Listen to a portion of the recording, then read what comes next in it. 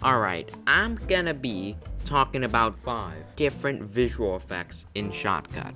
First, let's start with color grading. We all know what color grading does, right? You either make it red, this is the midtones, and this is the highlights, the brightness. But personally, I keep the highlights at 0 to not break it. Next, we have the classic vinaigrette. This is actually really useful if you're making a cinematic scene, and I use this all the time when I try to make something cinematic. As you can see, I have it here without even adding it. So this is a great effect. You should really use it if you want to really spice up like a movie scene or something. The blurs, alright? I'm just categorizing this as the blurs. First we have blur box, right? This is practically the directional blur of Shotcut. If you're using Adobe Premiere Pro, it's called directional blur. Simply blurs in one direction, and this is actually really useful, like if you're making a whiplash transition or just a movement in general, you would use this. The next blur, exponential. This is simply blur but inside a specific area. Let's say I would zoom this out, right? And I would blur it. The blur remains contained within that square. As you can see, it's getting cut off here. That's the thing. But the blur Gaussian will blur outside its area. Next we have blur low pass.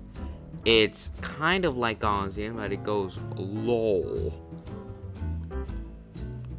I will zoom this out. As you can see, there's kind of a little leftover space there. And that's about it. Never mind, there's a pad. Okay, what does this do? I've never used this before. Oh, I think you actually have to layer this. Yeah. So it's simply just layering blur. Yeah. You would have to layer this. Not really hard to use. It's the same thing they use for like TikTok. So that's it for the blurs. Next is a very commonly used effect by me, glitch. I love this. You can adjust the color intensity, how much color there is in a glitch, as you can see. And you can adjust the frequency, the intensity of each shift, and the block height.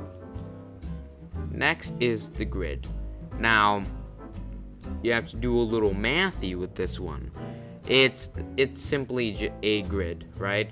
You can use this like maybe as a scene transition. I mainly use this for the memes, for the lols, right? Just for the funny. But I don't commonly use this effect, but a lot of YouTubers does. So that's up there. Next is vertical. Now vertical is a pretty interesting effect for this one. Let's say you're drunk. This would be what you see when you're drunk, okay? This is kind of hard to use, to be honest. But if you do it right, you can use this combined with the size, position, rotate to make a transition. So yeah, that's about 5 different effects.